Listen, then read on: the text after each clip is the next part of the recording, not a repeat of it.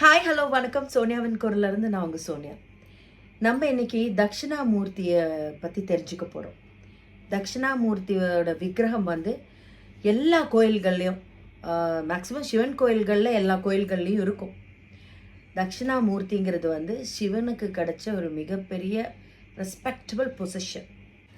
அதோட சிம்பலிசம் என்னன்னா, ஆசிரியர்களுக்கெல்லாம் ஆசிரியர், குருக்கெல்லாம் குரு, ஞானத்தின் உச்சம் அப்படிங்கிற ஒரு நிலை தான் தட்சிணாமூர்த்தி.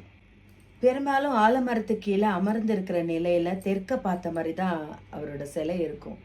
தெற்கு எதுக்குன்னா, பாரம்பரியமாக அறிவுக்கு நம்ம அந்த திசையை தான் குறிப்பிடுவோம். ஸோ எல்லா கோயில்கள்லேயும் தெற்க பார்த்த மாதிரி அவர் சிலையை வடிவமைச்சிருப்பாங்க. ஆக்சுவலி தட்சிணாமூர்த்தி அப்படின்னாலே தெற்கு நோக்கி இருக்கும் கடவுள்னு அர்த்தம். தட்சிணாமூர்த்திங்கிறது வெறும் ஒரு வடிவம் இல்லை, அது ஒரு குறியீடு.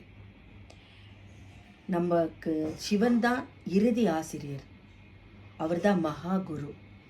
நமக்கு ஆன்மீக அறிவையும் ஞானத்தையும் நமக்கு வழங்கப்படுற ஒரு பிரதிநிதித்துவம்.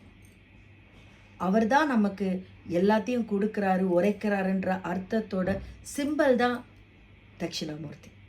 ஞானம், தியானம் அதோட கடவுளா இது வரைக்கும் அவர் தான் வணங்கப்பட்டு வருகிறார். அவரோட ஒரு கையில் வந்து புத்தகம், அதாவது வேத புத்தகம் இருக்கும், மறு கையில் வந்து ஜபமாலை இருக்கும். இது வந்து அறிவு, ஞானம் இது ரெண்டையும் குறிக்குது. சில இடங்களில் பாம்பும் இருக்கும்.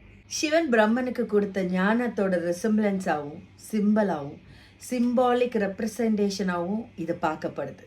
ஸோ இனிமேல் நீங்கள் கோயில்களுக்கு போகும்போது ஒரு தெளிவான புரிதலோட தட்சிணாமூர்த்தியை வணங்குவீங்க, வழிபடுவீங்கன்னு நான் நம்புகிறேன். ஓம் நம சிவாய.